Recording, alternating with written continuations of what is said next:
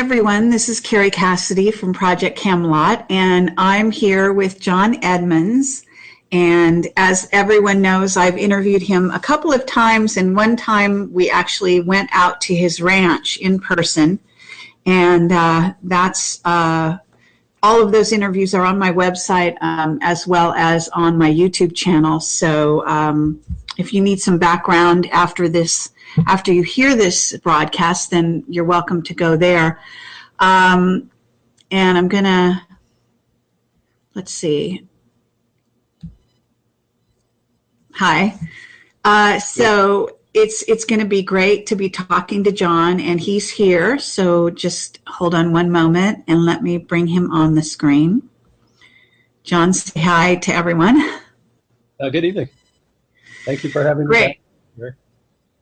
Absolutely. Well, people had been asking me to bring you back onto the show, and I wanted to do that because I wanted people to be able to hear what is going on. I think people are curious on the ongoing story and the changes and whatever might be going on since I was last there. And I was there actually a few months ago. It's actually been 3 or 4 months. And you had written to me saying there were changes, as well as Tommy Hawksblood contacted me saying there was more going on. So I thought, might as well bring you on, and you can talk about the changes that are going on there and kind of where your head is at now, as well as, on my website, there is a short sort of overview of tonight's discussion to some degree that John sent in ahead of time, so people would have talking points, I think, and maybe be thinking of any questions that you have for John. Because another thing that happens with these interviews with you is that people want to ask you questions, and sometimes they send the questions to me and I forward them.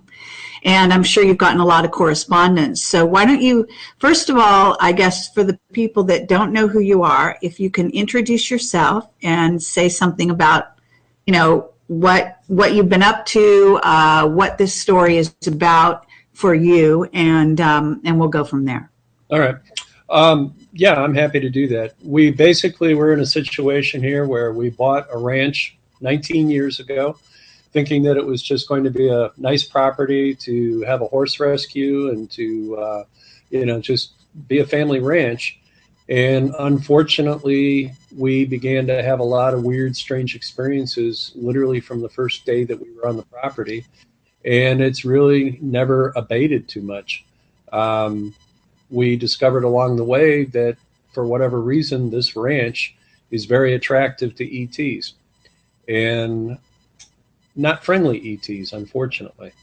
And so over time, we began to have problems with what they call gray aliens. And as much as we tried to deal with the situation just got worse and worse. And we ended up being in a situation where my wife was being attacked by them. My horses were being attacked by them.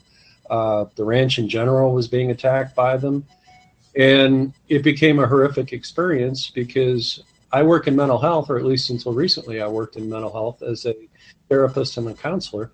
And it's pretty difficult to run a private practice or any kind of practice, really, when you're in a position where, you're fighting ETs at home and then going out into the community to try to let everybody know how normal you are and what a great source you are for providing counseling and as a good role model. And so in 2008, I retired from the profession, and I ended up kind of dealing with this thing full time. And gradually, eventually, we got to the point where we started reaching out for help, stopped being ashamed of the whole situation, and just decided to reach out into the UFO community and ask for help. And as time went on, we ended up literally having samples of a gray ET that I killed that I ended up sending off to a lab in Grass Lakes, Michigan, and the guy did the testing on it. And that became the first legitimate evidence of ET life in the world. In fact, Dr. Levengood had told me, John, you have the smoking gun for proof that ET life is visiting Earth. And then it's just gotten even more interesting from there. Okay. Well, let me say that we haven't really talked about this. I don't know, this body that you say you have. I don't have it anymore. I don't have it here on the property. I understand, but can you elaborate on that a little more, the story behind how you got the body, etc.? Because I had heard a bit about it. I thought, if I'm correct me if I'm wrong, it had something to do with your brother. Is that right?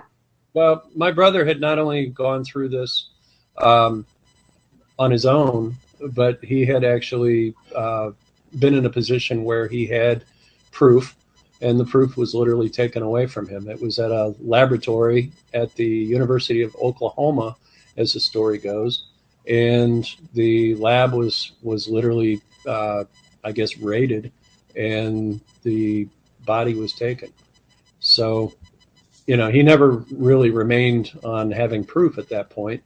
He just, he had pictures and he had, a little bit of stuff, but nothing like what we have here. Because what had actually happened is that I literally ran one through with a samurai sword. You have the sword in one of the earlier interviews. And I ended up, when I pulled it out of the carcass of the ET, a large piece of tissue the size of a big grapefruit was on the end of it. And I took that off and I put it in a glass bottle and I put it in our freezer. And that's when I literally got to the point where I had proof and I thought, I've got to find somebody that can deal with this. And I wasn't really somebody who'd ever been in the ET community before, the UFO community. And so I didn't know what to do. And so I just started emailing people that I had talked to at one time or another when I was working with Kevin Smith on his radio show. And, fortunately,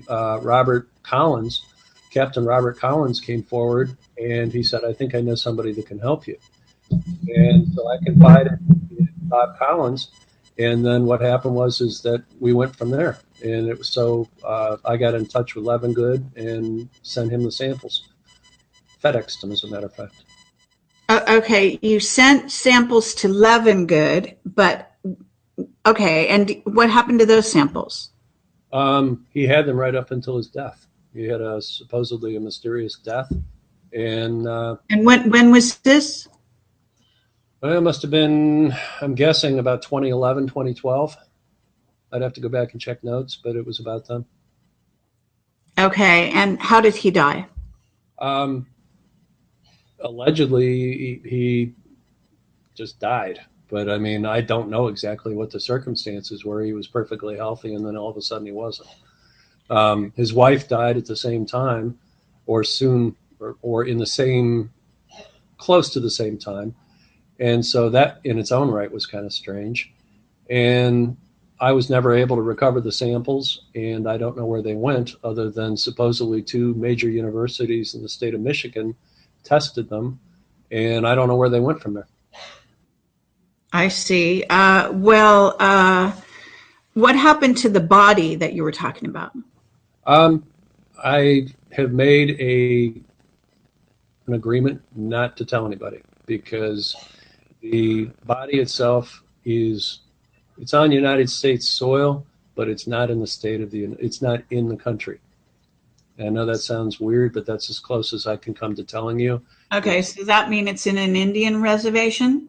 That might be one interpretation. Okay. All right. Well, so okay. When did the body disappear? Well, the actual body itself didn't disappear. Leave wherever it was, in your hands or your brother's hands, or so to speak. Well, it was in my hands, and then it was not. I just, Carrie, I can't get into that. I made it. Yeah. Are you able to say the year? I'm just looking for the year that the body, I'm just curious when the body was said to be, in your hands, so to speak. Within 30 days after the death. Okay. And when was that? That would have been, let's see, I think it was 2011. There was one in 2009 as well, but the one that actually left here was in 2011. Okay. Uh, Now, I remember that Tommy Hawksblood was saying something about going to get a body. Did you know anything about that? Well, there's been a lot of talk about it, but the problem is this, and that is that the there's a certain criteria for that recovery, and it's not a simple matter, and it's sort of not only a logistical issue, but it's also dealing with other individuals involved. And I just plain out said that I when the time was right, that could happen. Okay. So you have had evidence, but the evidence in both cases, those are the two pieces of evidence. One was a body and one was a piece of the alien. Is that correct? Have there been other pieces of evidence as well or not? Well, there's been photographs, there's been videos, there's been Right. I mean, physical, testable, that type of thing. Are these the only two is my question. they're the only two that actually remained long enough to do anything with.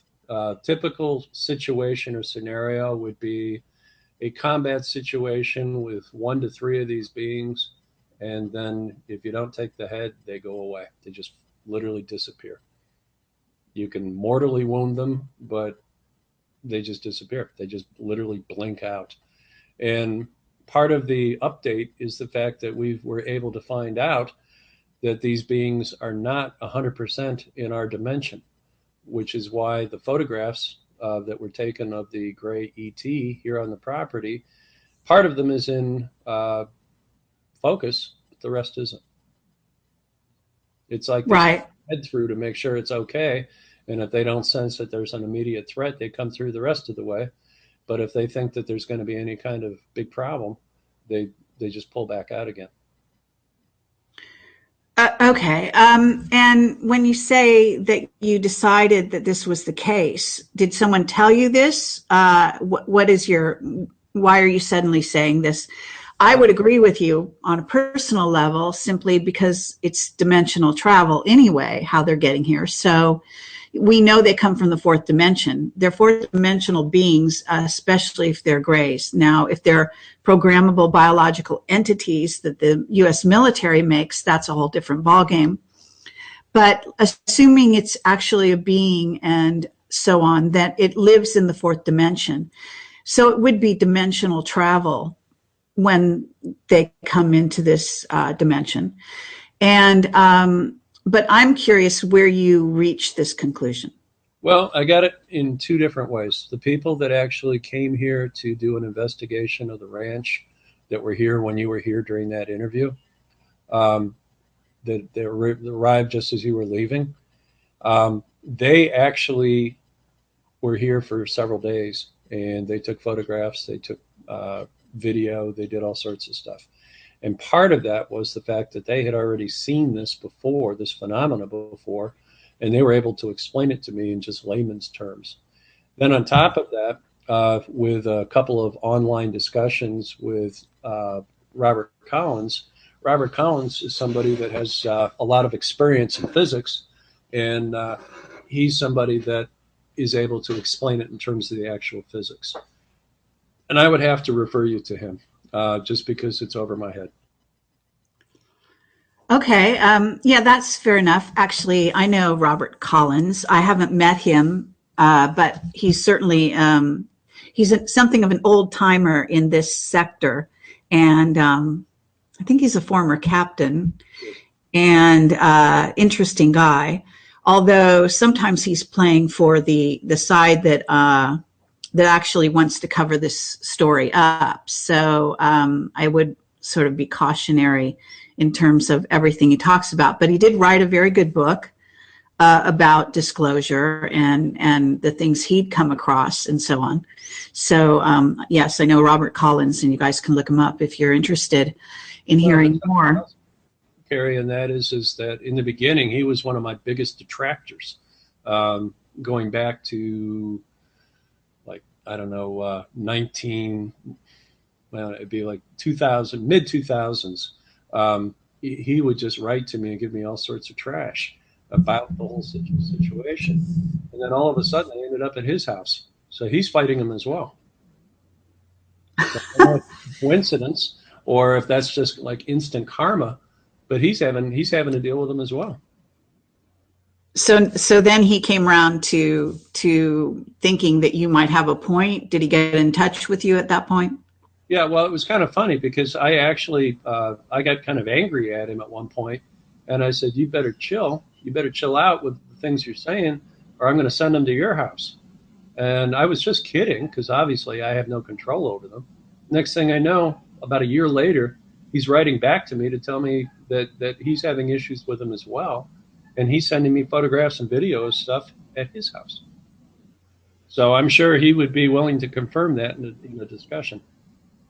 Okay, well, maybe we ought to have him on the show one time, and the two of you can kind of be on there together. I would be interested to see his photographs and video. I haven't really. I don't think I've heard anything about that. That in essence, you're saying that he has a sort of some sort of evidence himself. Is that right? Well, he went out and got a sword. Really? Much better one than I got. Okay, that's very interesting. So moving right along, let's talk about the meeting that you had. You said something had changed, and you thought things were moving into the positive, as well as had some. It sounded like some kind of ET meeting. Can you talk about that? Sure, I'd be happy to. After we did our interview, a lot of things changed. You have such a wide listenership and viewership that I began to get emails from literally all over the planet. And people that were touched by the story literally reached out. And a person that wanted to write the book came here and worked with me for several weeks to get everything down for the book. That would be Lane Keller. And she introduced me to a gentleman who is an energy healer who is unbelievably amazing, Christopher Macklin. And Christopher came out to the ranch and spent a few days. And it looks like we're going to turn the ranch into a healing center to help people using the tremendously high frequency energy that is constantly here at the ranch. Now, he does all the healing via Skype, phone, or in person, and he does it all over the planet every day. And he does like 25, 30 of these healings every day. And he was aware of how I explained the healing that I went through for MS, and that gave us kind of a connection there. And he explained that that's what he's been spending his life doing every single day for years. And so, okay, I don't know why your sound has suddenly gotten a little bit hard to hear. Can you? I don't know if you're far away from the computer or what's going on, but not sure what's going on there. no, Just try to project your voice, I guess, would be good. okay. Do you want me to repeat something? I think people heard that, but it was just getting very, very quiet. So you're going to turn the ranch into a healing center, but can you talk about the I sort of you sounded like, or you wrote about an ET meeting. Can you describe the meeting itself? Yeah, I was going to get to that. What happened in the interim has been that originally 4.5 years ago, we had a lady who, by the name of, she goes by Dr. B. She's here in Phoenix, and she was one of the people that was at the original meeting that we had with the ETs out here on the ranch. She, in fact, actually made that possible. That day that she was here, that we had the giant spaceship overhead, the giant flying saucer, due to the end of that meeting and me asking for proof that these guys were who they said they were, what ended up happening was there was a tremendous storm. And during that storm, there was a lightning bolt that came down and hit the ground right behind her. And I didn't know it at the time, but she actually absorbed the electricity from that lightning strike. And she went home in a vehicle with 2 other people. And so I had no idea that there was ever a problem. All I knew is that we could never contact her again after that. Well, she saw our interview with you, and she ended up being able to have the contact information to get back in touch with you. And so she was all excited after she saw the interview. And we got in touch and we set up a meeting again with some of the ETs, with her in Phoenix. And we had a sort of I don't know, just a big meeting. And that meeting went on for several hours. And it turns out that they want to come out and tell their story. And she wants to come out and tell her story. And so she'd love to be able to get with you for an interview. Okay. Can you describe the ETs? I mean, are you saying that they were there In present, literally, physically. physically, and who was there? At that point, there was one that was we think was a reptilian because there were flashes of a reptilian type of presence.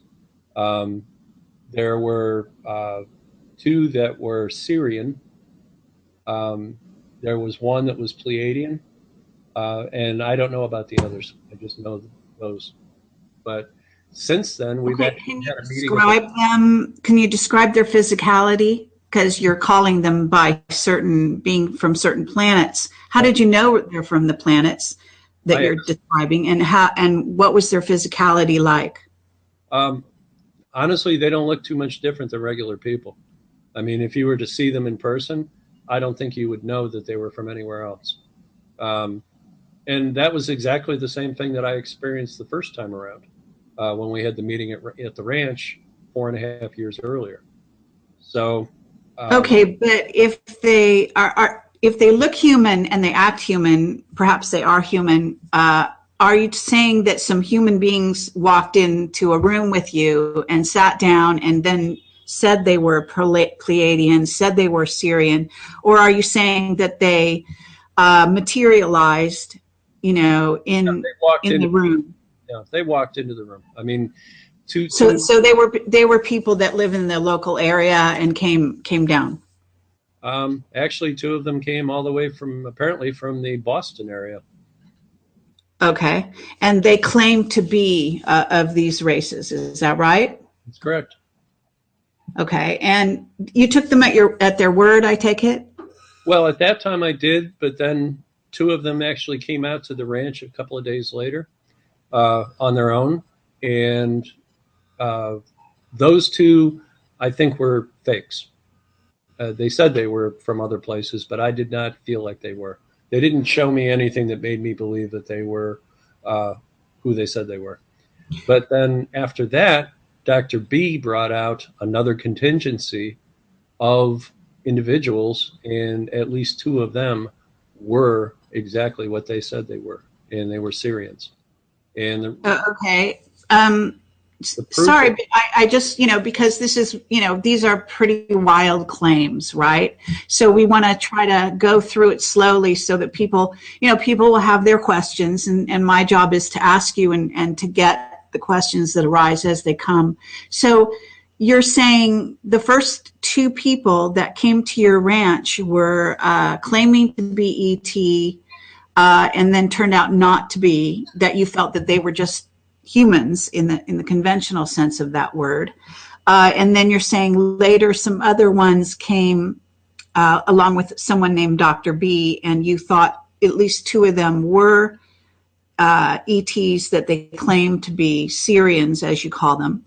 Why did you believe they were Syrians as opposed to the other beings not being? Did they demonstrate in some way? yes.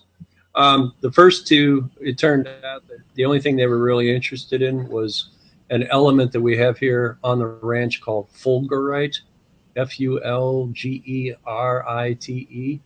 And apparently it is a mineral that is derived as an after effect of being struck by lightning. And I guess it's semi-valuable. And apparently we have a lot of it here. And they wanted to get their hands on it, which did not happen. Okay. You mean the ones that you thought were fake wanted to get a hold of this material and they didn't, you're saying? They got a handful of it and asked me if they could take it, and I let them take it, but that was all. but they were looking for Okay. a large quantity of it. All right. And the other ones that you felt, who, first of all, I mean, are you able to say who Dr. B is, or is that? Dr. B, she goes by the name of Dr. Brandy.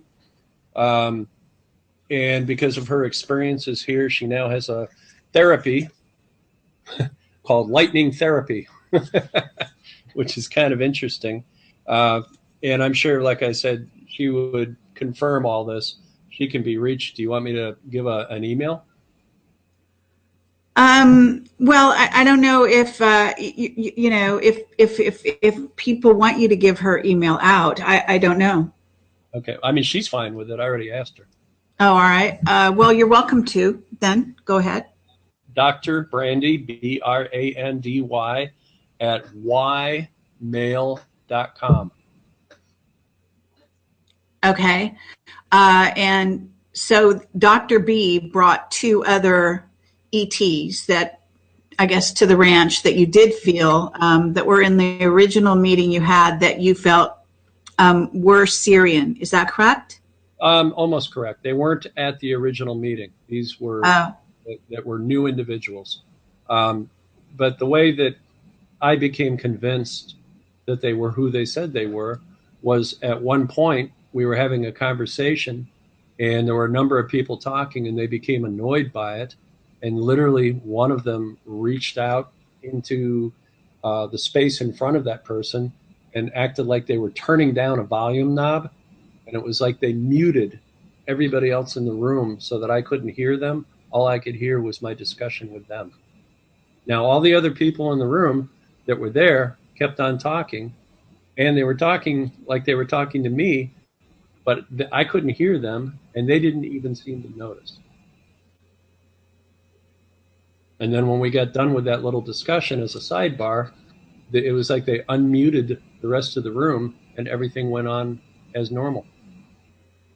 I don't know okay. if anybody could. Was there anything else about these particular people that was significant? Not particularly. Okay, but they claim to be they claim to be Syrian. Correct. Okay. So to get back to the meeting that you had a meeting, you felt there were ETs there, but they all looked human. And and they all walked into the room as if they were living in the area or somewhere not so far away. You said Boston, but it's certainly not Siri, the Sirius galaxy. So, in other words, human and being on Earth. Was there some reason why you thought you were meeting with ETs? Did someone claim there were going to be these were ETs that you were going to meet? And so who was it that claimed that? And if they were, in other words, if two of the people at the meeting were not who they said they were, or it proved not to be, did this person not know that these people were not what they claimed to be? Do you understand the question? Dr. B only claimed that two of the people coming out there would be ETs and that they were Syrians. And so that's what I expected when they got here. Okay. But I meant the one, I assume you went to a meeting that was not at your ranch. Is that right? Yes. The very first time we had a reunion, that was in Phoenix on 7th Street. And that was with how many people? There was probably, Joyce and I, my wife was with me. She met me there. And we probably met with 12 to 15 people. Okay. And so I guess I gather that some of these or most of them were human and you expected them to be human. Is that correct? Some of them were human. Some of them were ETs. Okay.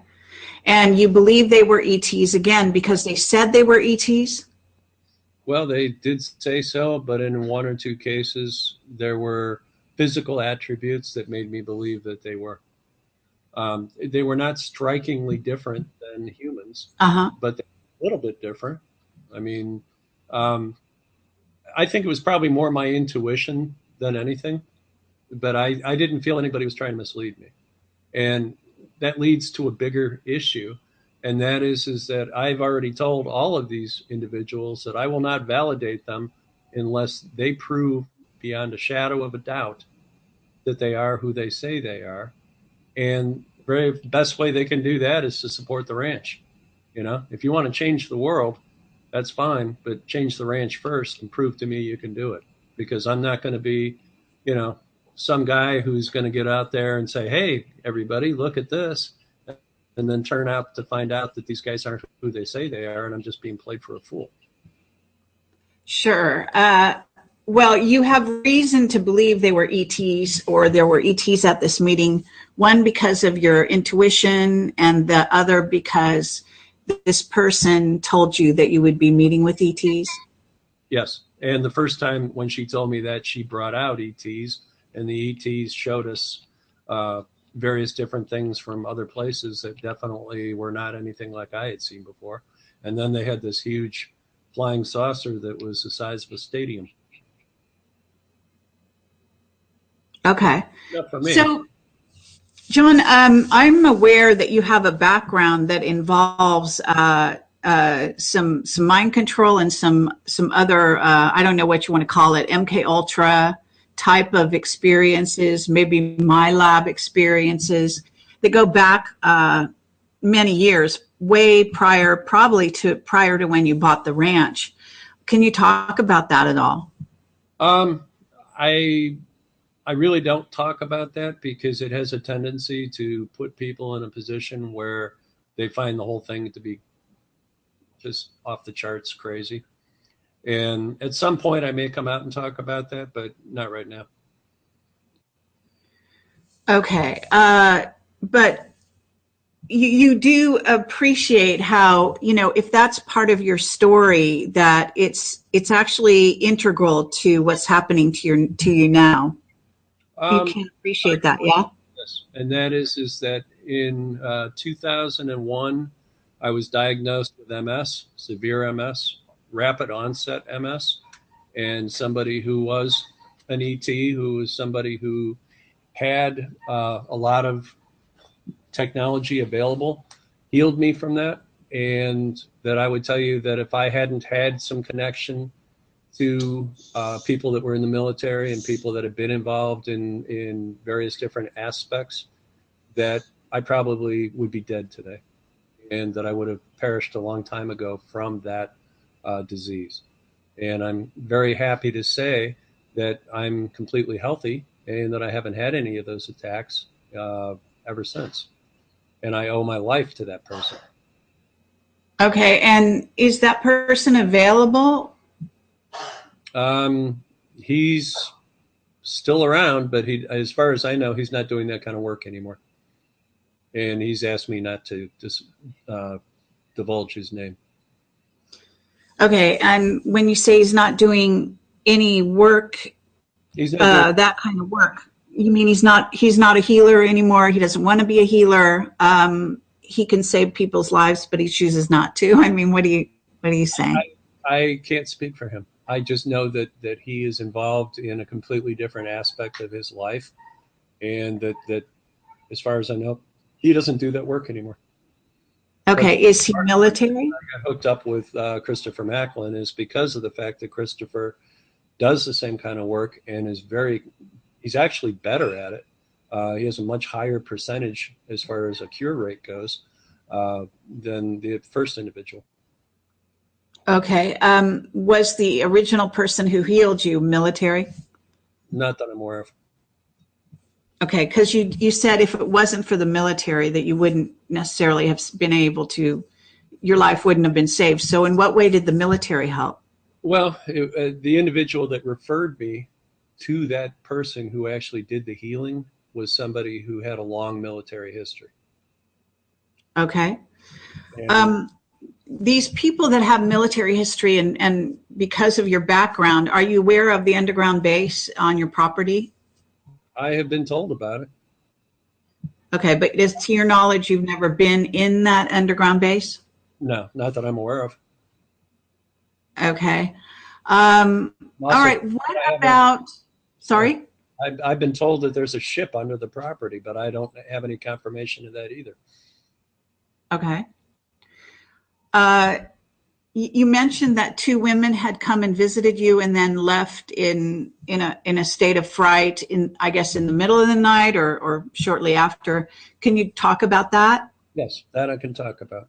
Um, since the story came out, we've had a number of visitors that have been very curious about what's happening here. And some of them actually decided that they wanted to come out and make a donation to Hopeful Hooves, our nonprofit equine charity. And so they came out, they visited, they ended up spending the night. And about halfway through the night, they ended up having problems where they actually confronted an ET, a gray, uh, in the area where they were sleeping, and they were frightened half to death. And one person pulled the covers up over their head and just dealt with it, but refused to leave or climb out of bed or do anything till the next morning. And then she left very early in the morning. And then the other person that was here ended up confronting what she says she thought were 8 of these gray ETs. And she was so horrified by what she saw that she got up in the middle of the night and ran outside, locked herself out by accident. And at 3 o'clock in the morning, during one of our very recent terrible storms here, was stuck outside in freezing cold rain and 30-mile-an-hour winds until eventually she could get me to wake up by pounding on the door and calling my cell phone 5 times. And then after that, she left in a hurry and drove away. Okay, and you have a lot of dogs. Did your dogs not make a racket? They did. They did. Not the first time, but the second time they did. And the dogs kind of go off anyway. I kind of wait. If I start hearing my Scarlet Macaw say bad dogs, she'll say that a number of times. When I hear that, that's when I know it's time to get the sword and go and check on things. But she's like my Flintstones ET alarm system. Okay. All right, fair enough. So what other things have gone on besides this meeting that you wanted to talk about in terms of just what's been going on lately? Well, I realize that from an ET point of view, the situation with having somebody who can do the kind of healings that Christopher Macklin is doing may not be a huge deal, but I think it's phenomenal. We're hearing about people getting over stage 4 cancer, people that have been told that they're going to die anytime, and they're getting better. My wife, who was actually diagnosed with a fatal disease, she's being treated and she's starting to get better. So those to me are like, they're like miracle things. I'm so excited to know that people don't have to spend their life savings, sell their house, or become homeless in order to try to get over these diseases. For a couple of $1,000, they can get over them at home in the comfort of their home and literally get better. To me, that is such an incredible thing that I can't think of anything better. Okay, and what type of healer is Christopher Macklin? He is what they call an energy healer.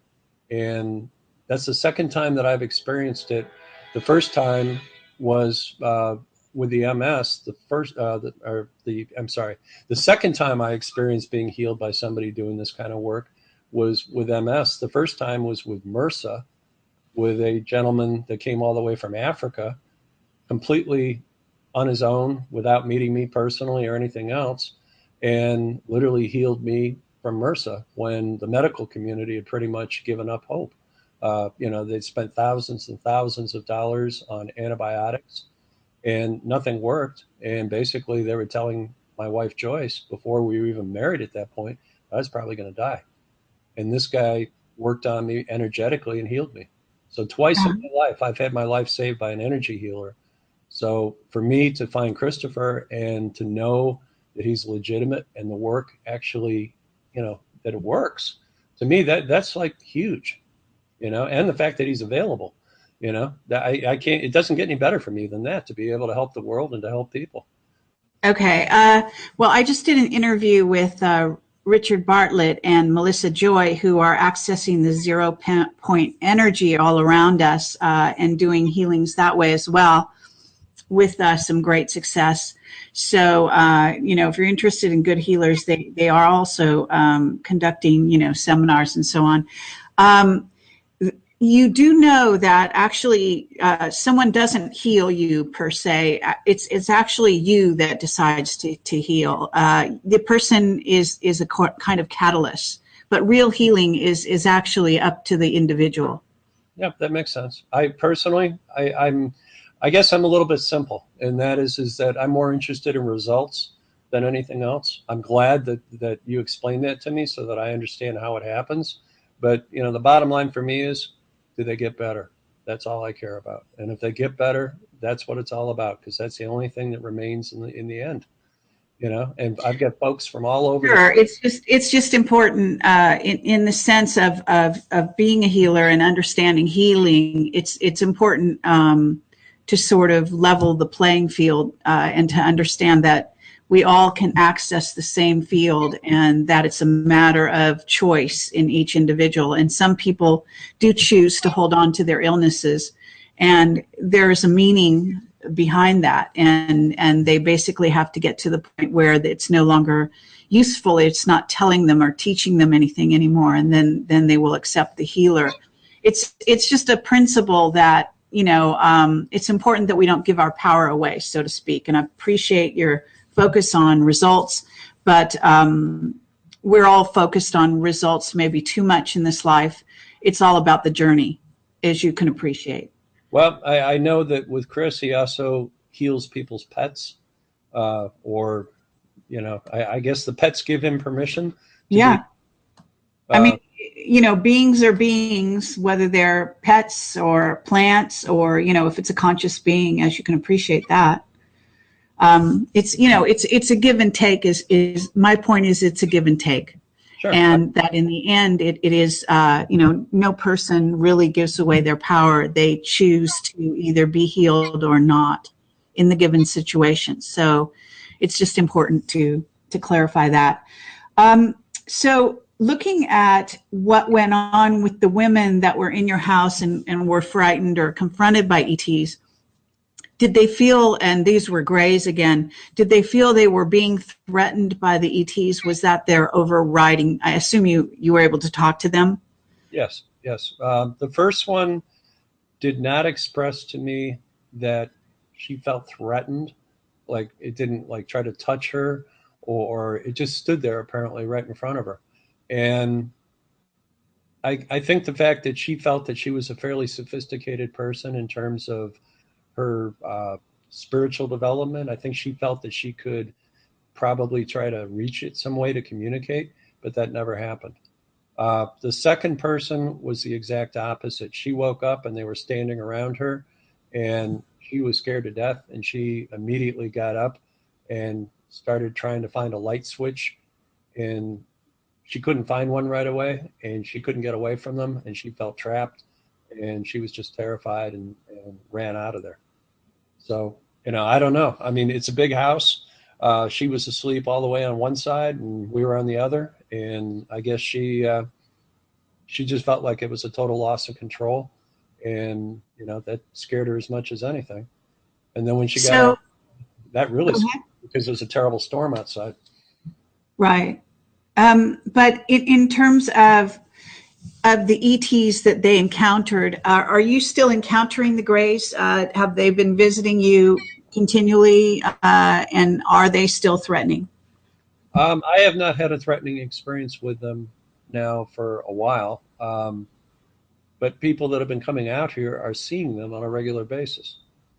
So, no, I guess, no, we're not. I don't feel threatened by them right now. I'm not entirely happy they're here, considering how many people have come here and told me that they were going to clear them or they were going to make them go away or whatever, and they don't go away. Okay. Well, I mean, is there any reason, if you think about it, they should obey the person that supposedly thinks they're going to tell them what to do, I was told, considering they're here on the planet and, they come of their own free will, they're not exactly going to obey some random person necessarily. By somebody that all the Greys had been ordered off the planet a couple of years back, And the ones that are Right. still here are renegades. They're not supposed to be here. They have splinter groups. I'm just repeating what I was told because I don't have Yeah. any frame of reference in any of this stuff to be able to do anything but repeat what I'm told. Okay, well, that's fair enough. People have all kinds of sort of fantasies about ETs that have nothing to do with actually the fact of the matter. I'm afraid.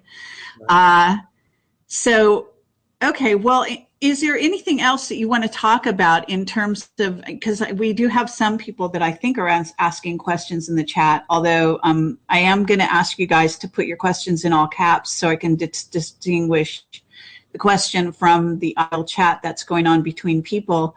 So, I'm going to look for questions very shortly here, but in terms of, I see that you want to change sort of the way. I mean, I think that when we talked, you'd also talked about wanting to bring the ranch into a situation where it could be a center for people to have maybe ET or UFO meetings or sightings, as well as a place of healing. And is that something you're working on actively at this time? Yes. Carrie, the idea is to take something that's really negative and turn it into something that's really positive. Sure. Originally I thought, this would be a great place for celebrity friends of mine and musicians that I knew to just come and hang out. We never got that far before we started having all the negative ET things that happen. But the ranch is kind of set up for that. And if it got in better shape and it got to the point where, we could have regular kind of like a think tank or someplace that we could do conferences or do, anything that facilitates the dissemination of knowledge and maybe start working on, some demonstration projects of different things like technology that we've been given that could help the world out. I would love to do that. Um, that's what it's all about for me, is my life being used in a way that's positive, that helps people, that helps animals, and to try to serve as an example of somebody who is just at the grassroots level, who's getting involved and doing everything they can do it, to make a difference. And it's not because I have any particular wonderful skill set. I just have good intention. I have hard work. I love my country, and I want to make America and make the world a better place. Absolutely. Okay, so in terms of where you're at now, you've written a book. Is the book actually released? Not till March 9th. It's available for pre-sale on Amazon.com. It's called Ascension Code, and it's the first book of three, and it is the beginning story of what happened before we got to the ranch, a little bit, all the way through the time when the actual ranch burned down due to an electrical fire. And it pretty much sets the tone and talks a lot about various different examples of things that I haven't really talked about in the interviews. There's a lot of in-depth information in there that I just haven't discussed during the interviews. Okay. Is there a reason why you're not discussing these things? Well, nobody's really asked me about them, but at the same time, pretty much I've been saving them for the book. I mean, if all anybody's got to do is watch the interviews, they won't buy the book. Okay. Well, it's possible they'll do both. Let me ask you, why did you call it Ascension Codes? It kind of doesn't sound anything like what you're talking about. Because I've been ascending ever since I got to this ranch. I mean, I've been through a process here where I started off just being somebody that wanted to buy a ranch out in the Arizona desert and have a few horses, and thought it would be fun to do that. I saved up from the time I was 8 years old on to buy this ranch. And then gradually what's happened is that due to life experience and due to all the things that have happened here, I've had to completely change who I am. I've had to completely, make some real hard life decisions in order to incorporate the experiences and all the things that I've learned along the way. And gradually, I think in a bigger frame, my life and what's been happening here at the ranch kind of coincides, it parallels a lot of the things that are happening in the world. And kind of where we're going, I think, is where the world needs to go. Okay. In terms of ascending, what do you mean by that? Because it actually, I mean, not to insult you, but it sounds actually, based on the stories you told me, to be more of a descending rather than ascending.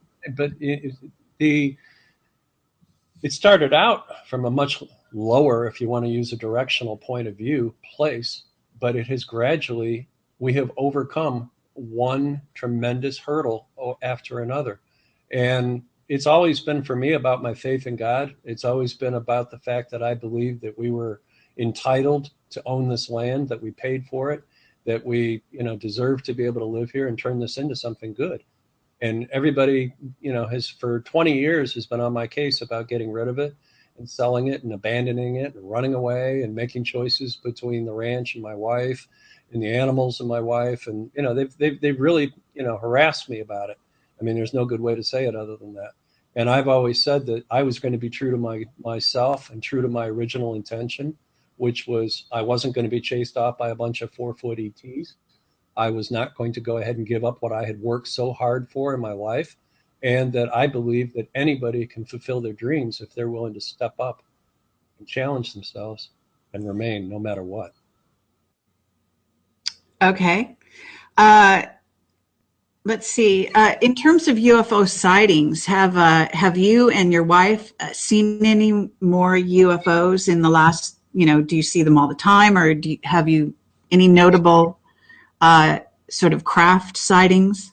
We have seen a number of UFOs. We have seen, again, that there are so many sightings that to go outside and look up in the sky, as long as it's fairly clear outside, you almost have to have some kind of sighting here. We routinely see things. We see triangles, we see orbs, we see flying saucers. We see what looks like these wings that are lighted up. They just look like almost like a paraglider, a wing that's completely lit up, except they're like 100 feet long or more. So yeah, we see things all the time, and for people that have the night vision goggles, when they use those night vision goggles, they don't see one ship. They see a dozen or more at a time, usually like in a fleet. And they're just over the ranch. They're not going anywhere. They're just literally up there. Okay. What about information? Have you been getting information? Have you been communicated with by what you believe are ETs? And are you, in other words, do you feel that they're showing up for you in physical form on the ranch, or is your only exposure to actual ETs been this meeting that this person, Dr. B, arranged? The only communication that we've had is direct in-person ET communication from people that literally showed up here on the property, that they made a prior arrangement to show up on the property. There hasn't been any more where they just kind of appeared and, just had a miscellaneous, kind of drop-in situation. Okay. Now I'm going to look at and do some questions that are coming up in the chat here. Thank you, everyone, for putting them in all caps. It makes it much easier for me. Someone wants to know, are the booms being heard round the world ET related? I don't know. Okay. Someone wants to know. I will say this: we have heard those booms out here tremendously, in Buckeye specifically, and I actually did report that, as did other people here. Okay. When you say you've heard them, are they coming from underground? No, they sound like sonic booms times about 8. They're so loud that the percussive shock that you feel in your chest and that you feel in the structures that are around the property, it rattles windows. It makes, like garbage cans, the lids fall off. It makes chimes chime. I mean, there's some physical force there. Those things are incredibly loud. Okay, are they associated with any spacecraft? I have no idea. So you don't, do you look up at the sky to see if there's a spacecraft when you hear a boom? Yeah, well, I mean, when I've heard them, I have looked everywhere. I mean, because I was afraid that literally something had exploded. I mean, it sounded like dynamite. The only thing, it was so loud that it sounded louder than when the Arizona Department of Highways was constructing uh, freeways through the mountains here, and they had to blow up the mountains themselves in order to cut a path through them in order to put the road through. It was louder than that. Okay, well, that would suggest breaking a sound barrier, which is, I don't think exactly what the person was asking. I think they were talking about these sort of underground, ongoing sort of, it's almost like, I don't know, it's a different sound. It's not like what you're describing. It sounded like So maybe, in the air. sorry?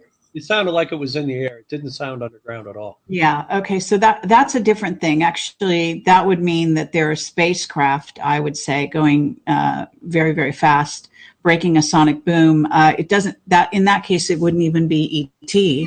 It would be military. And considering you live right near the Tonopah test range, Well, no, that I understand, but see, I can compare the difference because we live 15 or 18 miles from Luke Air Force Base. right. We have F-16s, F-18s.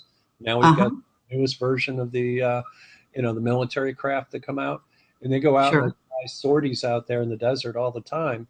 And I have heard those. They don't sound anything like this. So these are much louder. Perhaps the craft is much bigger. Yes, I would agree with that. Okay.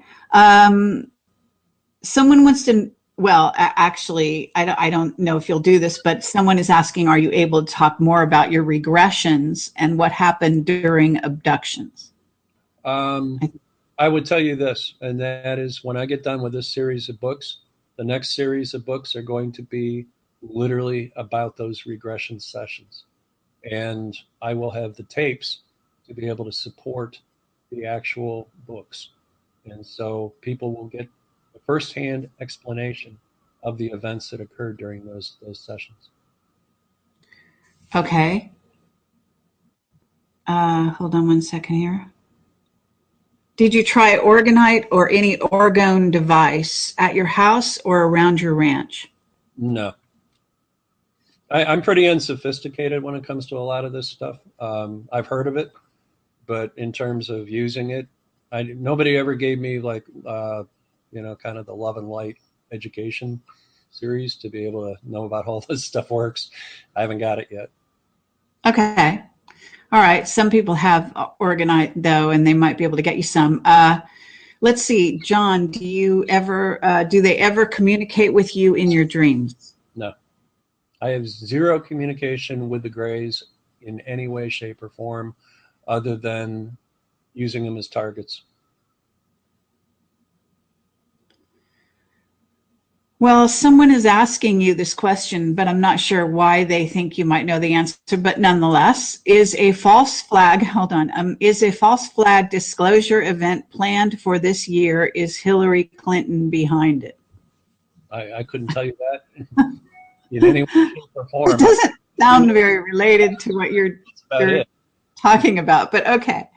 I guess this is a question on their mind, so whatever. Let me see. I'm going back through these. How are we supposed to know the difference between MyLabs and Contact?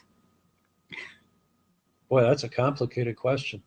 I think you have to look at the person that you're dealing with and look at their background in terms of what they've devoted their life to, where they're coming from emotionally, spiritually, and then say, why would a person who is trying to do something that was good, at least in my case, uh, why would I represent or misrepresent something, like this? I mean, people have asked me, "Are you for real?" Well, judge for yourself. I'm telling you what's happened. Okay, I'm the one that took the risk. Nobody offered me to pay me to do it. Nobody has tried to promote me. Nothing. I came out of nowhere, and I was ashamed of this story. And I told the story because of the fact that Tommy Hawksblood called me every day for like 2.5 years and bugged me incessantly to tell the story. And then you were sensitive enough and good enough as a journalist and as an investigator to actually feature the story. But that's the only reason it ever got told. It wasn't because I had an agenda. It wasn't because some government agency had an agenda. It just needed to be told. Okay. Well, let me clarify in the sense that the person asking the question between my labs and Contact, I think what they mean by that, if I can clarify, is that a person can be a contactee and they can also be a MyLab. In other words, a military abductee. So they're abducted by both ETs and the military. And you can be abducted by both simultaneously. In other words, the ETs work with the military. And I've done interviews about that. But you can also just be a MyLab. In other words, a military abductee or messed with by the military, either genetically or otherwise, super soldier type things, all kinds of things of that nature. So in other words, it's not that they're saying you're necessarily one or the other. They're asking if you think that they themselves can know which they are based on your own experience of possibly having been either or both. Okay. Yeah. Now that changes everything. That's a different question. That's a different question. For one thing, I wasn't sure what a MyLab was. I'm not real sophisticated about a lot of this stuff. And it's not because I'm not interested. It's just that I didn't want to educate myself with a lot of other people's stories because I didn't want their stories to leak into my story. My story's been hard enough for me to come forward with, and I just didn't want it to become, just a mess. But the thing is, yeah, I guess it's possible. I mean, I'm no expert here. I'm giving you a layman's answer. Sure, why not? Okay. Well, they wanted to know how to know the difference. So you don't really have advice in that. What I would say is this: you're going to have to take your own journey, and you're going to have to deal with somebody who's capable of helping you to understand that journey and to try to decide which one is the one that happened to you. I mean, I took that risk. I originally went in for just a couple of short sessions, and they turned into hours and hours and hours and hours of sessions. And things happened during those sessions that were incredibly remarkable. And it ended up eventually becoming a whole team of doctors sitting around in a boardroom watching those events happen again and again in front of many witnesses. And so those, that's how I discovered a lot of what I know about my own story. Other than that, I would probably just be another person that was had it all locked inside of them and was desperately trying to make some order of it and make some sense out of it. But I because I have worked in psychiatric work, most of my adult life, I know that the only way to face any problem, the only way to get an answer, the only way to find your way out of the darkness is to ask somebody else to help you to find that path. And if you can't find it on your own, you've got to ask somebody to help you. Okay. Someone wants to know, what about trumpet sounding scrubbing type of noise, like something scraping? I don't have any reference on that one, Carrie. Okay.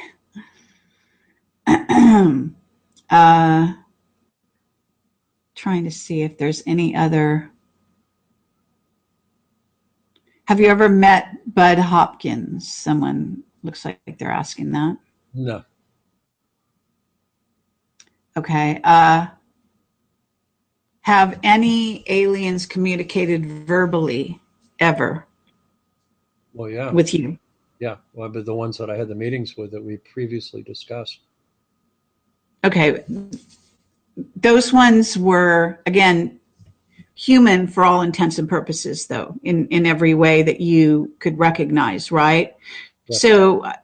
So they just were, they're walking around the earth at, looking human. It's difficult to ask these questions without clarifying, at least from my point of view, that as far as I'm concerned, we're all ETs and we're all bloodlines of various ET races. So we're huge mixtures of this. So saying one is an ET could be a very general statement when it comes to a human being, when we are a blend of at least 12 and probably more at this point ET races. But you are talking about meeting humans that claim to be a certain race of ETs, I take it. Yes. And again, like I said, they did show me proof. I mean, it's, the kind of things that proof because they demonstrated the thing to do with the sound. Is that correct? Well, that was just in the most recent one. But I mean, my wife and I sat on the pickup truck on the back tailgate of our pickup truck in 2011 and saw this ship that there were 3 of them standing there with swords up in the air. And the next thing you know, this huge monster ship comes out from the east side of the road, and it's maybe 500 or 600 feet above our heads, and it's huge. And it was so big that it started a weather pattern that became a terrible monsoon storm right then and there. And it was just, that's how the lightning ended up. This whole sky was dark, and there were other ships that were south in the sky. The whole sky was lit up with ships. I mean, okay. Get any, more? Why do you say the ETs were holding swords? Are you saying? Yep. They were holding swords. Big swords, like literally looked like broadswords, which, trust me, didn't do anything for my sense of the fact that it was really, an actual experience, but it happened. All I do is repeat the truth. All right. Let's see. John, can you disclose any info that good ETs disclose to you that humanity should know? Right now, we already have all the answers to fix everything that is wrong with this planet in terms of ecological damage, in terms of radiation damage, in terms of being able to have access to clean water, clean air. And really, it's just about us as the inhabitants of this planet deciding that we're not going to be in a position anymore where we're going to allow the rulers of the planet to tell us what conditions we have to live in, or how we have to live in, or who we have to pay for what. We already have the availability to change all that. We have the availability not to be a bunch of rats and a bunch of wheels making, the rest of the system work for the 1%. Okay. Someone else wants to know, do you know anything about the ET's intentions?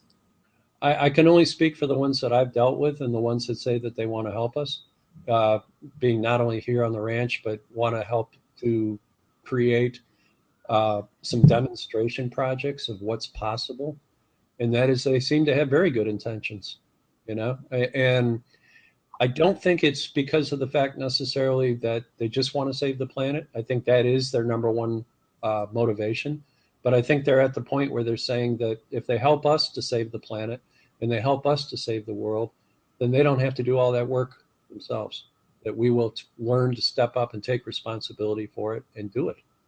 And that maybe we can finally kind of, flatten the field, and we can actually rule this world as the people of this world, rather than constantly expecting other individuals to do it for us. Okay, let's see. Someone wants to know, how are the animals? Have there been any problems lately? And I guess they mean problems with ETs, with the animals. No, actually, the animals are all great. They're all healthy. They're eating great. They're as feisty as ever. And we just got a new rescue a few days ago, the little white dog that was here on my lap. He's a brand new rescue, and he seems to be very happy. Okay, and very cute little dog as well. Okay, someone wants to know, do you know Dr. Ketty? I think that's what it says. unless they spelled it wrong, or Dr. Keith, I'm not sure if that's, maybe they can correct the spelling, who documented the Phoenix Lights. Oh, Katai? Oh, Katai. Okay. That, oh, okay. Yeah. I Yes, see. I know. Yeah, that, I I know. don't think that's how she spells her name. Yeah, I know Dr. Katai. Lynn Katai. Yeah. Have you talked to her? Yes, I have. And has she ever been out to the ranch? Yes, she has.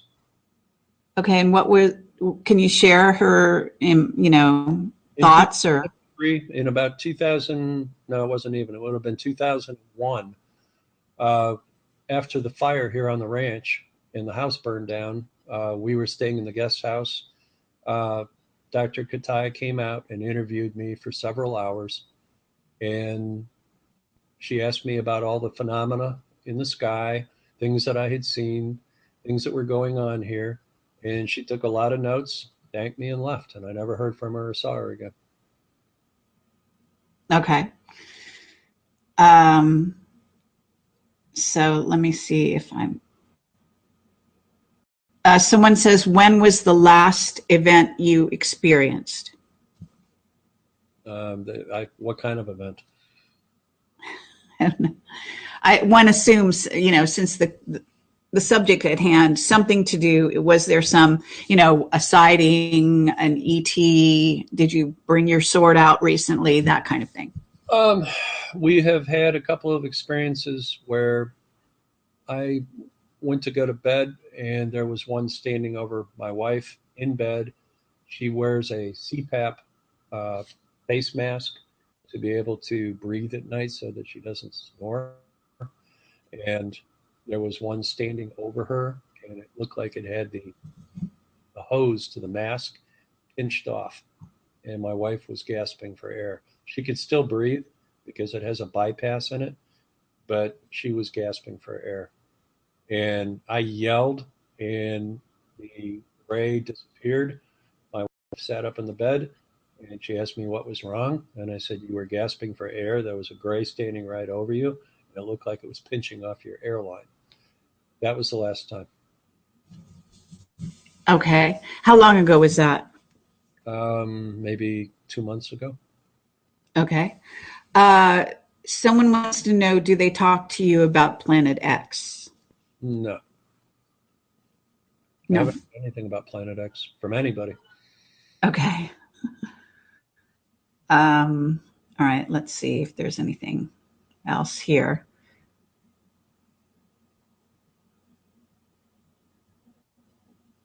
Someone wants to know if you will talk about your book. Sure, I'm happy to.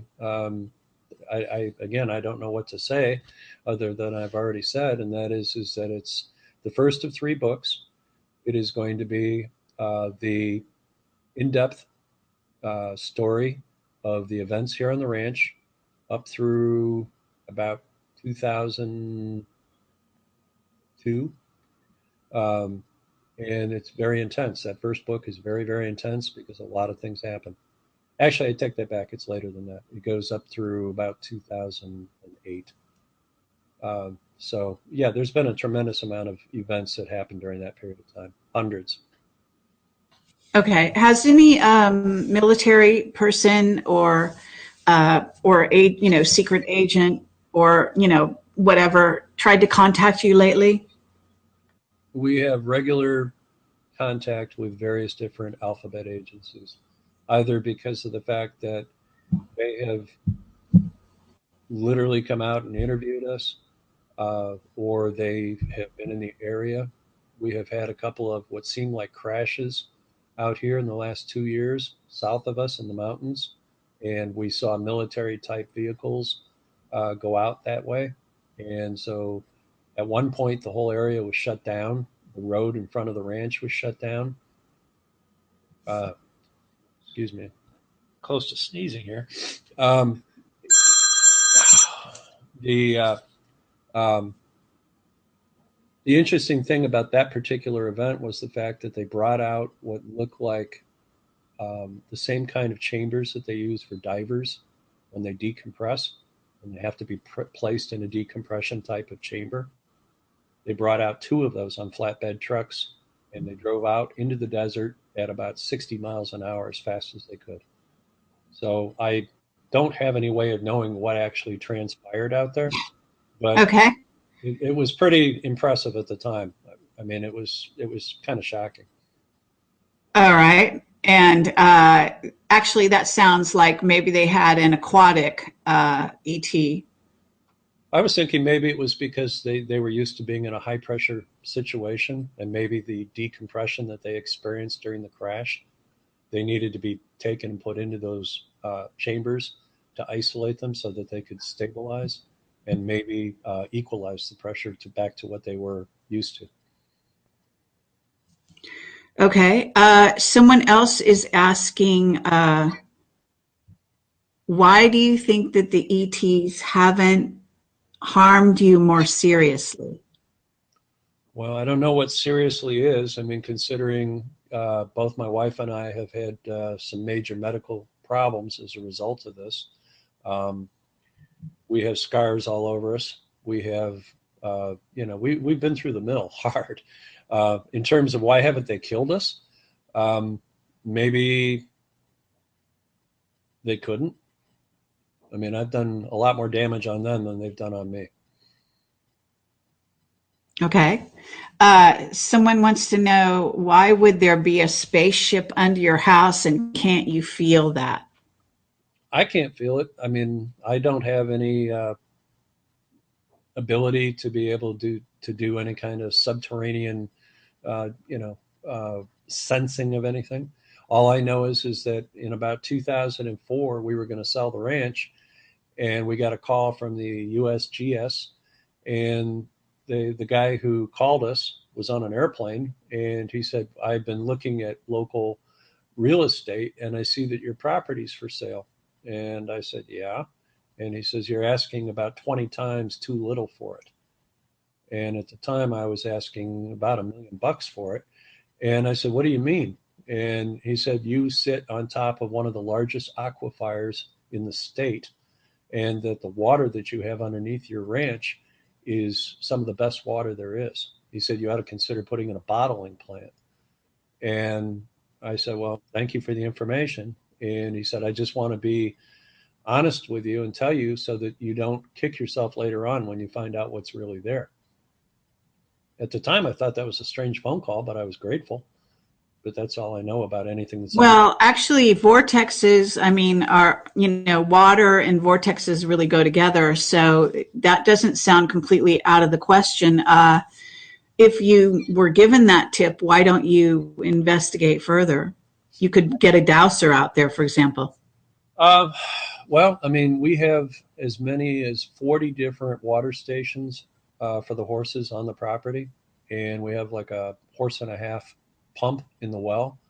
And we can pump tons of water. I mean, at every one of those water stations simultaneously.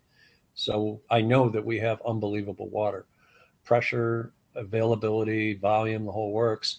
We Well, have you one could bottle it then. dairies that's nearby. They have hundreds and hundreds of cattle, and they never run short on water. Even in, when we have had like months of no rain or anything else here in the desert, we've never had a water shortage. Okay. Well, that's very interesting. Perhaps someone listening might be able to help you develop that.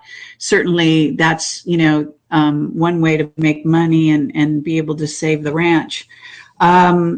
Let's see. Someone wants to know, are they going to, meaning the ETs, I guess, going to show themselves to the world soon? Yes, that's what they're telling me. But again, I'm not going to be the guy that stands up and says, "Here they are," and there's no proof. So if they're going to prove, they got to prove it to me, and at the same time they have to prove it to the world. Now they've already proved it to me sufficiently, okay, but they're going to have to do the same thing, because I told them, they said, we might want to do like a news conference or something out here. And I said, well, that would be pretty cool. But I said, you're going to have to do more than just show up and look like rock stars. You're going to actually have to show up and bring some big time tangible proof. And I said, that means at least as big time as when you showed it to me the first time. And that means a big ship or a dozen or so ships. something that people can look at it and say, okay, this isn't a trick. This is the real deal. And they understand that. And they sympathize with, the way I'm explaining it to them. I told them, I said, look, the kids, people in the world are kind of like kids, okay? And if they're going to be believing in Santa Claus, they need a guy to show up in a red suit with a big bag of toys. And I said, if you can do that, maybe they'll believe. I think that, that goes a long way toward proving, that it's real. But short of that, I'm not willing to stick my neck out and my credibility out there and have it challenged. Oh, okay. So I take it none of the the human, so-called human ETs that you met with would want to come on the show. I don't know. We would have to. I think if you got Dr. B on the show, I think she could answer a lot of questions for you that I can't answer because she's had a lot more contact with them than I have. Okay. But again, that would just be her word of mouth, right? I don't know. I mean, you'd have to ask her, but I'm more than happy to give you her phone number. Well, it is word of mouth. I mean, you can, in other words, word of mouth is word of mouth. What we do is witness testimony. When I do an interview where the person is talking, that's the only evidence we have. In other words, unless they demonstrate themselves to be one of them in whatever way they wish, and so on. So in her case, it's still witness testimony, but there's no reason why, she's welcome to come on the show as well if she has something to share.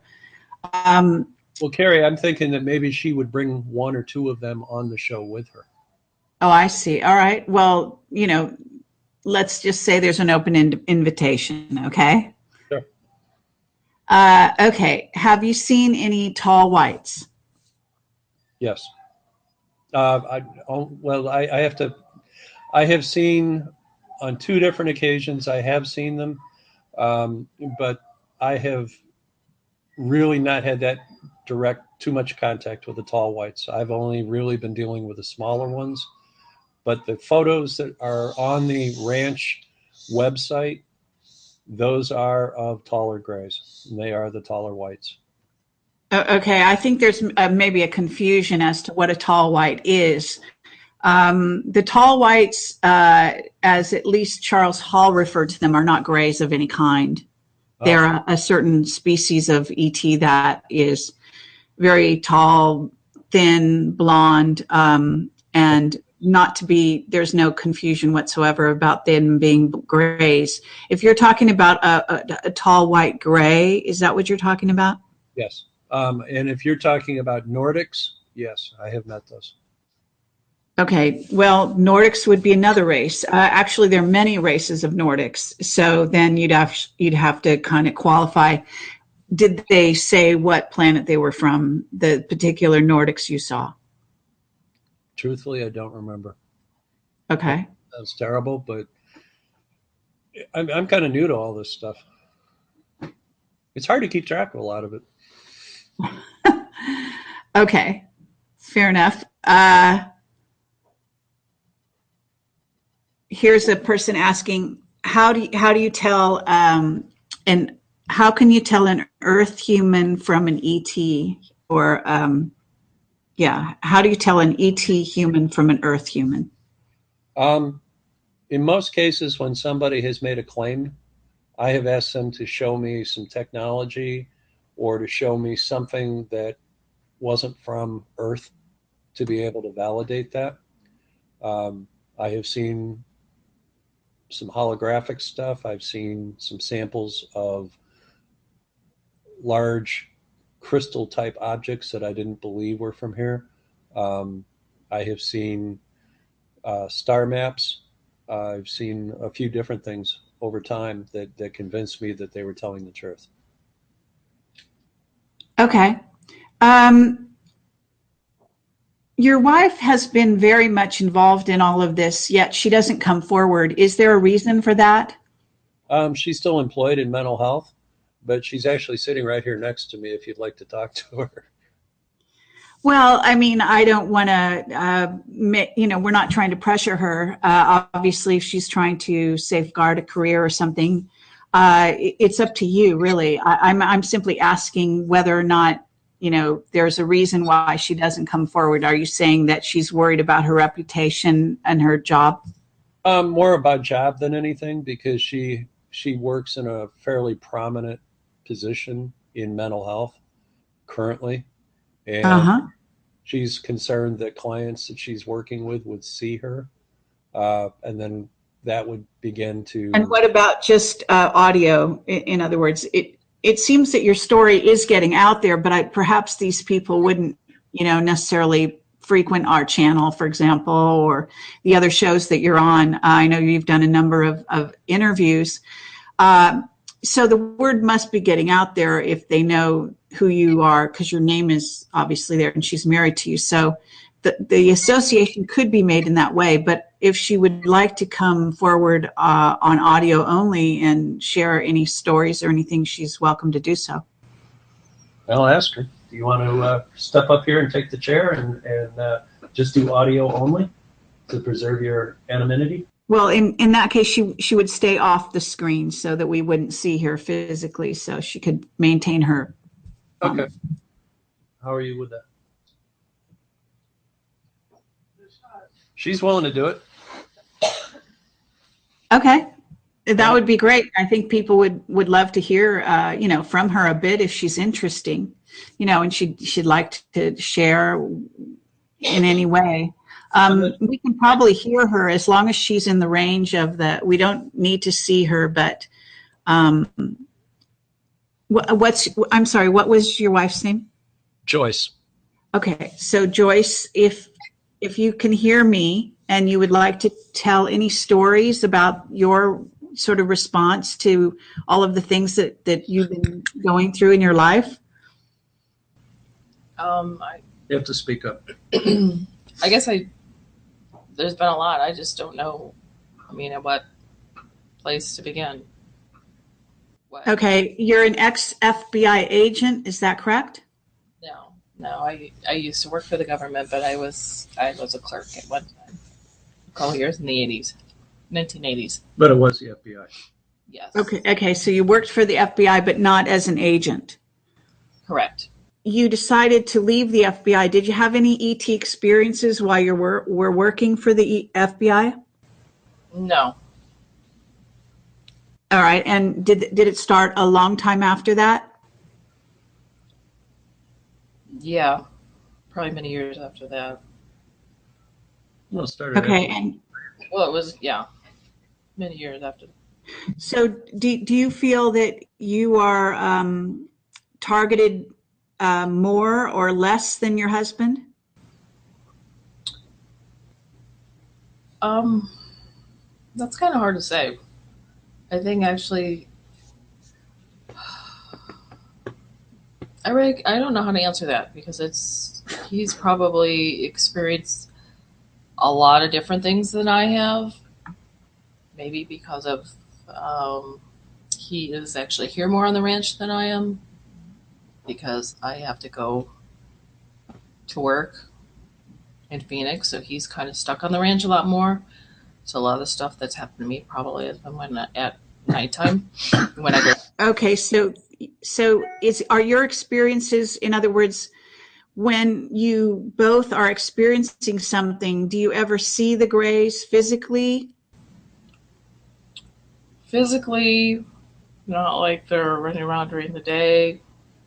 I've seen, kind of hard to explain. I've seen things probably kind of like I've been in like a dream state, kind of like my mind has been clouded, but I have seen other beings here on the ranch before, and I've seen, I think a few others off. They weren't grays. I've met some. Okay, so you've seen other ETs? Is that what you're saying? Or are you seeing other, I remember John saying in one of my interviews, he saw a soldier, like a Roman soldier. Are you talking about that, or are you talking about ETs? Well, both. I've experienced that with John when the power went out years ago. I can't remember what year it was. I remember that same experience where we were watching a movie and the power went out, and a big light just kind of turned on the back hallway, and seemed like the images of these soldiers came walking around the living room in front of the TV and then out, kind of out on the other side of the house. Okay, so there was more than one Roman soldier? Oh, yeah, there was many. I don't know how many, but there's many, and they seemed like they were really, really tall. I remember. It was kind of like what? It was kind of like the images were kind of like watching like old black and white movie, but there was many of them kind of walked around the room, and they kind of just seemed like they just walked right out of the house to the east side of the house outside. They just kind of disappeared. They walked through the living room. Okay, do you think that you have been attacked by Greys? Yes. And can you talk about that at all? Like, you know, a story, can you tell us like blow by blow one of the incidents at all? And try to speak as loud as possible, because people, you know, because of the way we're doing this, you know, the louder you can speak, the better. Okay. Sorry, I also have some kind of weird respiratory She's got the chemtrail flu like I I don't know do. what it is. It's been going on since right before Thanksgiving. Anyway, sorry, I lost track now. Where you got abducted and carried out of the house and up into the triangle. Well, from what I can recall,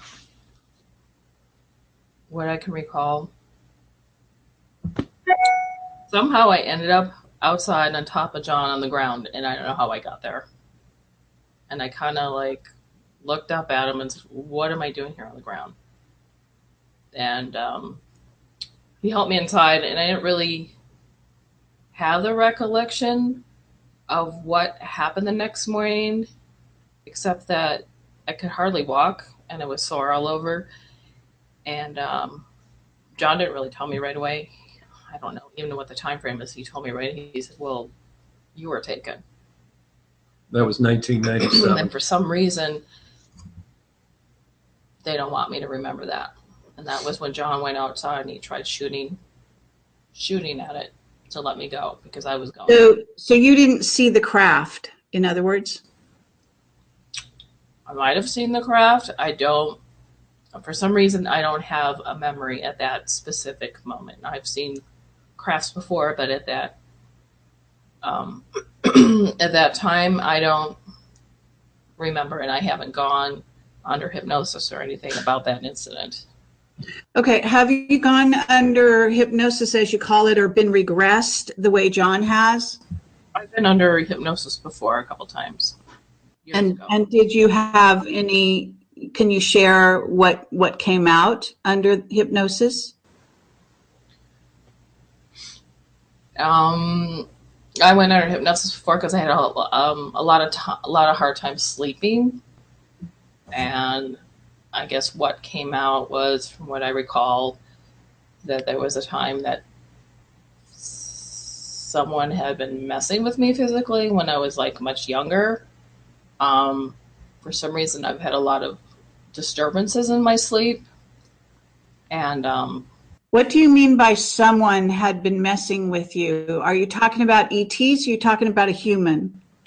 Probably both. So both? Yeah, and there've been lots of times that in the past I've waken up, like years ago after we moved here. John and I had both waken up and have actually had waken up, and we've actually had what do you call it? Kind of like burn marks on the inside of our thighs, kind of like when you get like maybe a rope burn to the point where your skin is kind of just really raw and bleeding. Or how do you explain it? We've had a number of things, from holes in scoop my marks arms to punctures in us to at one point the skin on her hands and feet fell off to the point where we ended up going to the hospital over it, both of us, because we both had it and it seemed like radiation. And I do have photographs of all that. He does. And some of that will actually be in the book. I had a lot of It's on the website right now. losing the feeling in my fingers and my feet. Had a lot of blistering that wouldn't get better, and I went to the ER twice within I think it was some kind of holiday weekend. I can't remember one. Anyway, it was just It's like Memorial Day. tested my blood. Everything came back negative, and I was basically ordered off of work for a week so I could see an infectious disease specialist. And by the time I could get in, it was like a whole week. And John had actually given me Antibiotics. some kind of antibiotic we had here from something he had previously years ago. And because he thought I was going to die from it. And by the time I got to infectious disease specialist, the symptoms had cleared up pretty much probably 80% of the way. And they did one more test, which was a swab test. And I'm like, well, what is it? You know, all these tests were negative and you're doing this. He goes, well, I don't really know what it is, but here's some more antibiotics. And then I called back for the results. And he goes, well, they came back negative. We don't really know what you had. So we're glad you're better. And so that was that. There was no other testing. I had a lot of blood tests stuff. But see, after that, Carrie, because Joyce was not really getting better, she was getting sicker. She kept becoming more and more fatigued, and failure to thrive would be what I would describe it compared to what she used to be. We ended up going ahead and having about $14,000 worth of blood work done on her at the Mayo Clinic. And the Mayo Clinic actually came up with a diagnosis, which they said that anybody that has this diagnosis, over time, it's fatal. And so we've been dealing with that ever since now. That's been a couple of years. And until we met Christopher and Christopher began to work on Joyce, she didn't start getting better. Okay, well, actually, I recall you saying she was starting to get better right around the time I was at the ranch as well. Not sure whether you remember that, but Joyce, can you tell me, was this whatever you contacted? Did you feel that it was from an ET abduction experience, or do you have a thought about why it happened to you? You mean the disease, the illness I have? Yes. Well, it kind of doesn't run anywhere in my family, and I guess what I have really predominantly does not affect Caucasians at all.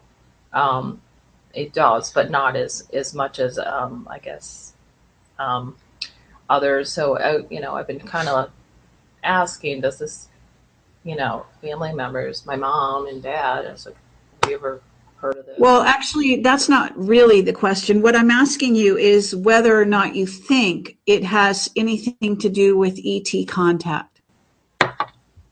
Well, that's the only thing that I could, and John and I discussed, is the only thing I could think that where it could come from, because if it's, all my symptoms, This is typically a disease that affects people of color. It does not affect people that are white or Caucasian people. And to both our knowledge, there are no individuals of color in her family line. Or European, I believe, too. So the actual well, I mean, having a disease and saying it comes from it's not usually with people of certain kind of bloodlines or whatever. The next logical jump is not to thinking that an ET gave it to you or you got it because of ET contact, unless that's what occurs to you. Like what I'm asking Joyce, I guess, is kind of it's more of an intuitive question. I'm asking you whether or not intuitively this is where your mind goes, because diseases can come from everywhere and anywhere under the sun. The first logical place is not ET contact. So is this something that someone told you, or is this something that intuitively you landed on? Well, intuitively, um, I had I my immunity typically was really, really strong up until probably a couple of years at least after I moved to the ranch. And for some reason, I mean, it's like I never used to get sick, and then I started having things happen to me, and they've increased over the years. So intuitively, I think it did come from elsewhere. Let me jump in here for a second. There was an event where both of us received skin punctures, and within a week to a week and a half after that, Joyce began to come down with this terrible rash on the bottoms of her feet, on her hands. She became sick. A day or two after that, I became sick with it, and both of us had exactly the same symptoms. We both went to the same hospital and requested treatment. They did absolutely nothing for us, released us. We went to another hospital because we were both getting worse. That hospital acted like they knew we were coming even. They did absolutely nothing to treat us. They alerted the Center for Disease Control, and shortly after that, we began to receive some special kind of attention from individuals in a government capacity. And I'm not able to tell you more detail about that because I promised I wouldn't. That's true. And that is when we proceeded to have meetings with individuals from various universities.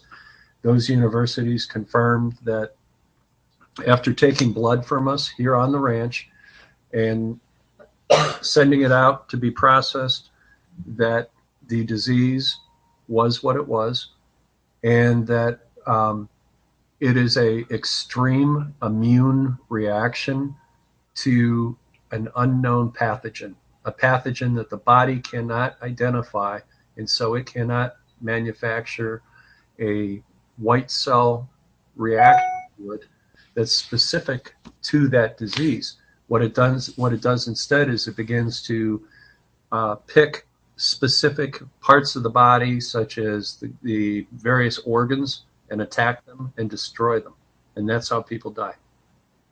Now, But you guys both got over this disease, right? Well, I got over the symptoms within about a week and a half, and I've never had any more problem that I'm aware of. But it seems like my body's been polluted so badly over all the years by different diseases that my body just says, okay, you're in the disease club, we'll fight you too. And I seem to get over it. Whereas Joyce doesn't get over it. And in this particular case, she's still fighting it. And she still has scars all over her body from it. She has, terrible places where she gets these red patches on her. And then they clear up, but then they come back. And they kind of look like somebody who has measles or chicken pox. And they go down. Well, there could be something in the soil at your ranch she's allergic to also. Is there, Joyce, can you tell us, did you have abduction experiences when you were young, before you met John? No. I never really experienced anything or witnessed anything paranormal up until I moved to the ranch. Yeah, all the freaky stuff started after she got together with me. Oh.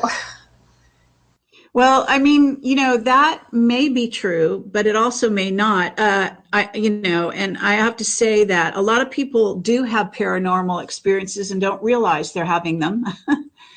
And they may not know they're having, even they may not know they're psychic or particularly empathic, and yet they may be.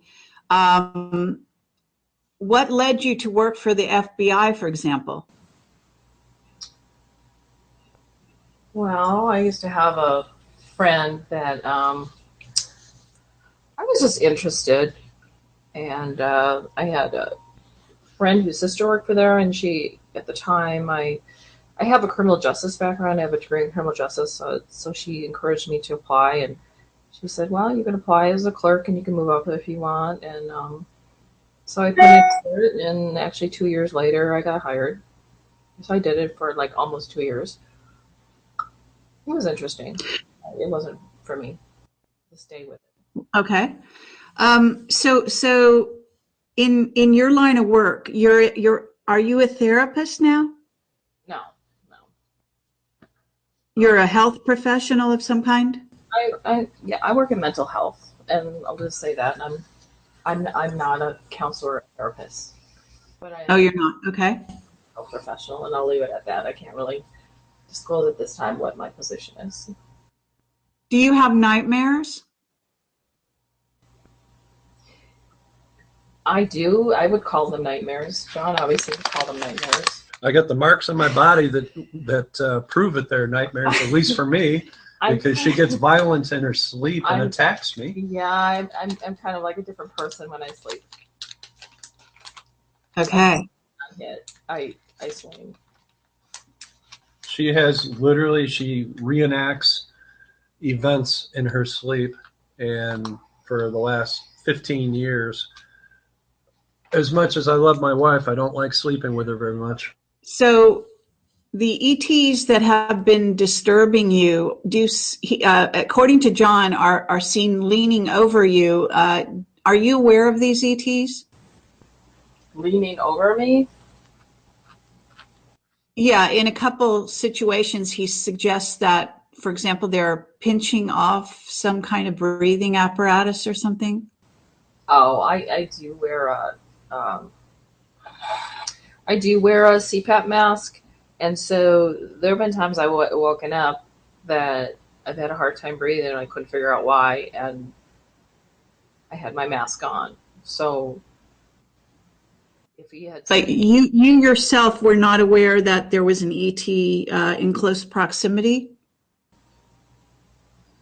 only according to what John told me the next morning that he had to fight him off with the sword or whatever. Okay, well, have you seen the ETs he's been fighting with swords? No, I haven't seen them in the house. I've seen a lot of things that they've done.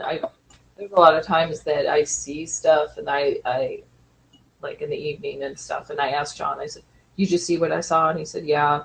For an example, there's a lot of times I'll hear things and see things, but I don't see like image of a being. And so like perfect example, there's like an empty water bottle on the table and all of a sudden it'll start moving. Try to get our attention. It'll start moving around and float up, and things have been lifted off the table, simple things, wallet, Dogs. a little dog. But like I'm always like asking John, "Did you see that?" He goes, "Yeah." Okay, good. You saw what I saw. We actually have a few dogs that come in the living room, and we can tell they can see a lot more than we can a lot of times because they run over to the corner, and all of a sudden they'll just stare at the corner, and they'll start growling, and they'll start barking. Yeah. Then they'll back up, and then they'll want to like stare at the floor for hours. And so, like, we're watching TV, and it's kind of funny. And I'm like, look. So then we just go, well, get it. And then they'll start barking at it at the floor. And so that kind of stuff goes on. Right. A lot of, the only way I can explain this one is images on the ceiling that are kind of, Like white shadows. yeah, kind of like white shadows, like a big, kind of like maybe 12 inches round blob on the ceiling, when obviously we're not using a flashlight, but it would look like bigger than that. Big blob, white blobs on the ceiling. Sorry. Okay. So do you ever try to communicate with these sort of unseen presences? Have you ever tried yourself? Have you ever been communicated with or tried to communicate with them? Well, I guess in a way, there have been times I've gotten pissed off because. That's a mild understatement. Well, I mean, examples over the years. There have been quite a few times that lights have been turned off, or I've been in the shower and the light's gone off, and I go, come on, damn it, just turn it back on. And and John's not around, and so it's Smoke alarms when I'm out of state. this. Well, yeah, that one. The smoke alarms have gone off at 3 o'clock in the morning. One will start, and then all of a sudden, all of them will go off, and then all of them they'll just shut off all at the same time. It got to the point where we just went around and even took the batteries out of them, took them out of the ceiling, put them in the drawer, and they still would go off. And we'd look at them and like the battery's not even in it. Exactly. There's no battery in it, and they're still going off. Right. Okay. Have you ever noticed that you have an ability to affect things around you, like lights, etc.? What do you mean by that question? I mean, I have the ability. I mean, you specifically. Have you ever seen, walking under a street lamp, for example, have it go off? Have you had, lights? Do the lights in your car? In other words, are you finding that you're affecting lights? Not that I recall. So I don't know exactly. We used to have a standing joke that Joyce could make anything that was electrical break.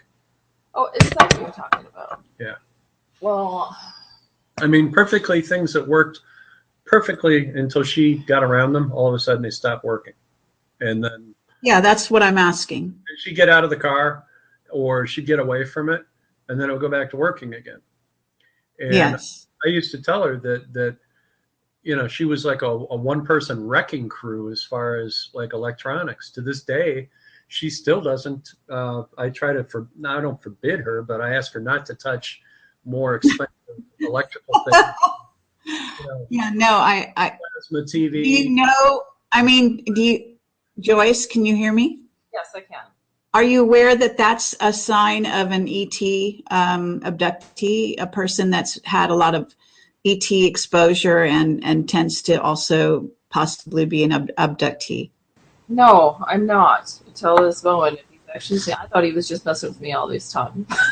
Messing with me. No, it was terrible. I used to buy her cars that worked great. I mean, I've always been a collector of sports cars, and so I'd buy her a car that I thought she'd look hot in, and the next thing I know, the car's like, going crazy and it's not working, and I'm thinking to myself, right. Not a good thing. I just bought her. I bought her like a Toyota Supra. It was a really nice Toyota Supra with a custom paint on it, and it took her like, I don't know, 2 days for the car to start malfunctioning. And within a week and a half, everything electric on that car just went kablooey. And I ended up having to take it back to the guy I bought it from. And he said, what did you do to the car? And I said, all we did was drive it. And he goes, well, I just went through this car mechanically perfectly before I sold it to you. And there was nothing wrong with it. And then right. It took him like a week just to be able to try to get some things straightened out. And he said they never did work right again. So we ended up having to get him to refund the money and take the car back. Yeah. Well, I can tell you that as an intuitive, I can tell that Joyce is, she's kind of like a beacon. So she's attracting, it's not just the ranch, but Joyce, you yourself are attracting some of the beings to this ranch. I just want to tell you that. Have you in your abductions, had interactions with ETs that in your regressions, like the regressions that you've had, have you had ETs talking to you in those that, then the therapist told you or whatever? Did you have any information about that? I honestly don't recall. I'd probably have to have another one done. I just kind of recently in the last year or so kind of go by with what John has told me. He's actually has witnessed me speaking other languages in my sleep. And so he thinks that I'm having a conversation with another race, which I really, honestly, for some reason, my brain is not connecting and remembering it the next day. Right. He tells me and I just kind of laugh about it. I just, I guess I have a hard time getting my head around that one. Joyce is very, very good about, she's kind of like one of those, those pop-up dolls. You punch them, and no matter how far they tip over, they always pop back up, and they're like back to normal. And Joyce is kind of like that. No matter what happens, she just pops back up and keeps going. And she minimizes things because of the fact that the events that she has been involved in and that have occurred around her, in some cases, have been so traumatic that she has no recall of those events. And I have to explain them to her because I was right there and it happened and I saw it. But it's almost like she experiences sleep paralysis, or she experiences some kind of blocking, or maybe she blocks some of it herself because it's so traumatic. A lot of things she just doesn't recall. And then what will happen is later on, things will come back to her, but they only come back to her in bits and pieces. And then even after that, they're so nasty, so bad that she doesn't want to remember them. And so she lets them go. And then it's hard for her to recall them again, And I was a very similar way until I met with this hypnotherapist that I worked with so much here in Arizona. And he was able to get me to the point where I could not only remember, but I could do it in such a way that it didn't freak me out to hear it, And the way he did that was he recorded the sessions. And so when I heard my own voice saying the things that I had been told that I said, at that point I understood that, what I was remembering, what I was hearing on the tape, and what the sort of like 3-dimensional or 4-dimensional experience was real. But Joyce has never gotten that far, partially because we don't have the availability to that right now. We don't have the money to be able to do that right now. And, really, she works so much that she doesn't have the time to be able to go to those kind of things, not to mention go through possibly what the results would be emotionally afterwards. Sure. Okay, well, we've had you guys on for a while now. Joyce, obviously you're an untapped resource, and you think you have a lot of good information that you don't know you have. So I would encourage you, if and when you can get a chance to, even if you were to write, spend some time writing, it may come to you that way. But you could also get there by doing some sessions. So thank you so much for coming on the show. I know that the sound is not ideal here. It's difficult because Joyce is not on the screen, so she's not, we're trying to protect her here so that physically she won't be in front of the mic because she's not in front of the screen. It's the way computers are working. Maybe at a later date, we can arrange an interview with Joyce when she feels up to it, and try to make the audio more, appropriate, I guess. It's very difficult with Google Hangouts to get, there's no way to call or use a phone and get much better results either.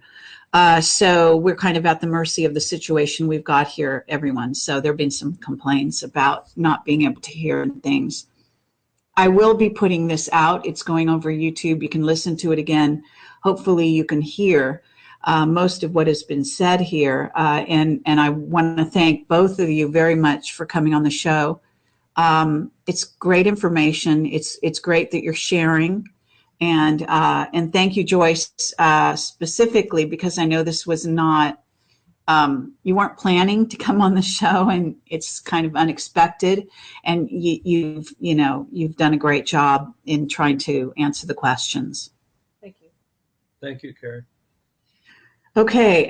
Thanks everyone for your good questions that came in the chat, and it's been fascinating. Let's try to do this again in the future, John. And like I said, with Joyce as well, my invitation is open to her at any time. So both of you take care. Any parting words from either of you? I would just say, that anybody that needs to get hold of us, can I go ahead and give my email? Yeah, absolutely. You can reach me at johnedmonds411@gmail.com. Feel free, if you have questions or you want to make a contribution to Hopeful Hooves or anything like that, to please feel free to contact me. I try to answer everybody at least once. Some people have gotten to the point where they talk to us a bunch of different times.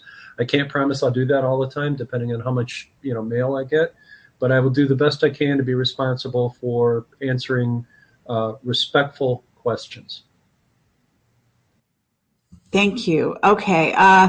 Also want to say that Hopeful Hooves, if you could, John is rescuing animals. Horses take a lot of money to feed. Obviously, he has a number of dogs and so on. So, if you can help contribute his, I actually have a banner at the bottom of my website on projectcamelotportal.com. You can click there. Also on this this posting where this interview will appear, it will have links. So if you can contribute to help the animals on John's ranch, that would be great, as well as the humans. That would be wonderful. Thank you so much. I appreciate that.